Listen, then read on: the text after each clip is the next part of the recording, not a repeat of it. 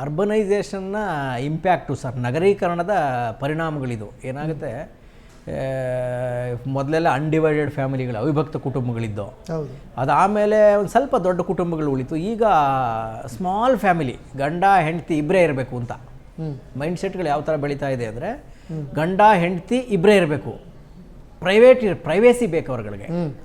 ಆವಾಗ ಏನು ಮಾಡ್ತಾರೆ, ಒಂದು ಮಗು ಬೇಕು, ಆಮೇಲೆ ಕೆಲಸನೂ ಬಿಡೋಂಗಿಲ್ಲ, ಅವ್ರಿಗೆ ದುಡ್ಡು ಬೇಕಲ್ಲ, ಸಿಟಿಗೆ ಬಂದ ತಕ್ಷಣ ಬದುಕೋಕ್ಕೆ ಕಾಸು ಬೇಕು. ಹಾಗಾಗಿ ಮಗುವಿನ ಕೇರು ಸೆಕೆಂಡ್ ಪ್ಲೇಸ್ಗೆ ಹೊರಟೋಗ್ತದೆ. ಆವಾಗ ಈ ಡೇ ಕೇರ್ಗಳೆಲ್ಲ ಹುಟ್ಕೊಳ್ತವೆ. ಡೇ ಕೇರ್ಗೆ ಬಿಡೋದು, ಇವರಿಬ್ಬರು ಪಾಪ ಗಂಡ ಹೆಂಡತಿ ಇಬ್ಬರು ಕೆಲಸಕ್ಕೆ ಹೋಗೋದು. ಆ ಊರಿಂದ ಯಾರೋ ಒಂದು ಹೆಣ್ಮಗಳನ್ನೋ ಒಬ್ಬ ತಾಯಿನೋ ಅಥವಾ ಅತ್ತೇನೋ ಯಾರನ್ನೋ ಕರ್ಕೊಂಬಂದು ಇಟ್ಕೋಬೇಕು ಅಂದರೆ ಇವ್ರಿಗೆ ಆಗಲ್ಲ, ಯಾಕೆಂದರೆ ಪ್ರವೇಸಿ ಹೊರಟೋಗುತ್ತೆ ಇವ್ರಿಗೆ ಅಂತ. ಇಬ್ಬರಲ್ಲೊಬ್ಬರು ಆಗಲ್ಲ. ಹಾಗಾಗಿ ಆ ಮಗುನ ತಗೊಂಡೋಗಿ ಅಲ್ಲಿ ಬಿಡ್ತಾರೆ. ಆ ಮಗು ಈ ರೀತಿಯ ಚಿತ್ರ ಹಿಂಸೆಗಳನ್ನ ಅನುಭವಿಸ್ತಾ ಬರ್ತೀವಿ. ಎಷ್ಟೋ ಮಗಳು ಸತ್ತೋಗ್ಬಿಟ್ಟಿದ್ದಾರೆ, ಮಕ್ಕಳು ಸತ್ತೋಗಿರ್ತಾರೆ, ಜೀವ ಕಳ್ಕೊಂಡ್ಬಿಡ್ತಾರೆ, ಡೆತ್ ಆಗಿರೋ ಉದಾಹರಣೆಗಳಿದೆ. ಆಮೇಲೆ ಅದನ್ನು ಹೇಳ್ಕೊಳ್ಳದೆ ಎಷ್ಟೋ ಮಕ್ಕಳ ಮೇಲೆ ದೌರ್ಜನ್ಯ ಆಗುತ್ತೆ.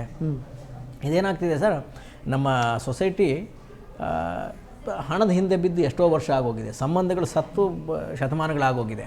ಹಾಗಾಗಿ ಆಮೇಲೆ ನಗರಗಳಲ್ಲಿ ನಿಮಗೆ ಸ್ವೇಚ್ಛೆ ಬೇಕಲ್ಲ, ಒಂದು ಹಣ ಬೇಕು, ಎರಡನೇದು ಸ್ವೇಚ್ಛಾಚಾರ ಬೇಕು, ಬದುಕೋಕೆ ಸ್ವೇಚ್ಛಾಚಾರ ಬೇಕು.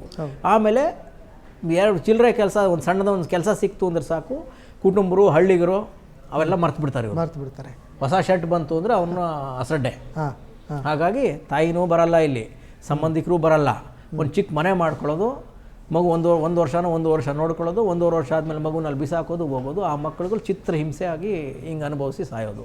ಆ ಮಕ್ಕಳುಗಳಿಗೆ ಈ ಥರ ಹಿಂಸೆ. ಎರಡನೇದು ಈ ರೆಸಿಡೆನ್ಷಿಯಲ್ ಸ್ಕೂಲ್ಗಳು, ಅದರದ್ದು ಇದೇ ಹೊಲಸು. ಇವರಿಬ್ಬರು ಕೆಲಸದವ್ರು ಇರ್ತಾರೆ, ಅವ್ರನ್ನ ತಗೊಂಡೋಗಿ ಡೆಲ್ಲಿಗೆ ಹಾಕ್ಬಿಡ್ತಾರೆ. ಬೆಂಗಳೂರಿನ ಔಟ್ಸ್ಕರ್ಟ್ಸಲ್ಲಿ ಲಕ್ಷ ಕೊಟ್ಟು, ಇದು ವಿ ಐ ಪಿ ಪೇರೆಂಟ್ಸ್ಗಳ ಕತೆ, ಇದು ಹಾಕ್ಬಿಡ್ತಾರೆ. ಆ ಮಕ್ಕಳನ್ನ ಇನ್ನಿಲ್ಲದ ಶಿಸ್ತಿಗೆ ಒಳಪಡಿಸಿ, ಅವರು 15 ವರ್ಷಕ್ಕೆ ಬರೋಷ್ಟೊತ್ತಿಗೆ ಅವರಲ್ಲಿ ಯಾವ ಭಾವನೆಗಳೂ ಇರಲ್ಲ. ಅವನು ಅಮ್ಮ ಥರ ನೋಡಲ್ಲ, ತಮ್ಮನ ಥರ ನೋಡಲ್ಲ. ಆ ಮಕ್ಕಳ ವಿಚಿತ್ರ ಲೋಕದಲ್ಲಿ ವಿಚಿತ್ರವಾದ ಭಾವನೆಯಲ್ಲಿ ಬೆಳೀತಾರೆ. ಅವರು ಯಾವ ಸೆಂಟಿಮೆಂಟು ಅವ್ರಿಗೆ ಉಳಿಯೋದಿಲ್ಲ.